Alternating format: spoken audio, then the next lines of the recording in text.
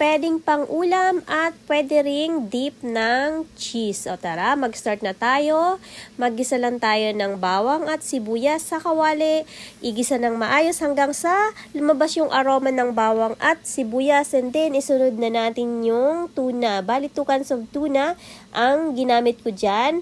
And then, yung dinurog ko na tofu. Yes, tofu at tuna po ang ating dip ngayon na pwede ring pang ulam. At yan, nilagyan ko lang kung ano-anong pampalasa. Bahala na kayo. Pero ako, naglagay ako ng paminta, ng asin, ng paprika, at ng Knorr cubes. And then, taco mix lang. Kung wala, wag nyo nang lagyan. So, ayan. Malapit na yung maluto. At kapag nakikita nyo na dumidikit na yan, sa kawali ay luto na yan. Pwedeng-pwede na. Ready na yan. So, tara. At tayo ay gagawa ng cheese sauce na mas lalong papasarapin ang ating recipe ngayon. So, ayan. Naglagay lang ako ng milk at ng cheese. Bahala na kayo kung ano yung ilagay nyong cheese. So, ako nilagay ko ay mozzarella cheese at saka American cheese. Actually, mas masarap yung Pilipino na cheese dyan. So, kung ano yung meron kayo sa fridge na cheese, bahala na kayo. Kasi nga, yung Eden cheese dito, talagang medyo pricey talaga. So, wala kaming choice kundi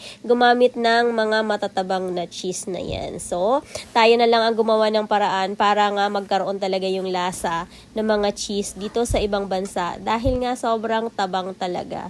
So, ayan. Tapos na yan. Nilagyan ko lang siya ng paprika at tayo ay mag-plating na. So, ayan, nilagyan ko lang siya ng tomato at ng spring onion on top para nga siya mas lalong sumarap. And then, lalagyan na natin siya ng cheese na ginawa natin. Mas maraming cheese, mas masarap. So, ayan. Napakasarap nito. Pwede nyong iulam at pwede nyo rin talagang i-dip sa mga chips na kung nanonood kayo ng movie, mga ganon. At ito, yung mga anak ko kasi mahilig sa chips. So para nga hindi boring ang chips nila, lagyan natin ng twist. Gumawa tayo ng dip. Pwedeng pang ulam, pwedeng pang dip nga ng chips.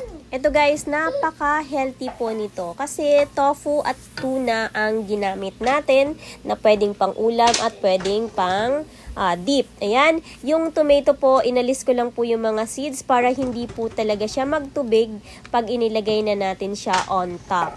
So, kung kayo ay mahilig na manood ng mga movies sa Netflix, K-drama na parehas ko as in, grabe, sobrang addict talaga ako sa K-drama. So, ito bagay na bagay talaga to. Na pwede rin na pambata, pang baby, as in, sobrang napaka-healthy po talaga nito. So guys, itry nyo na ang recipe na to at sigurado ako na magugustuhan nyo ang recipe na ito.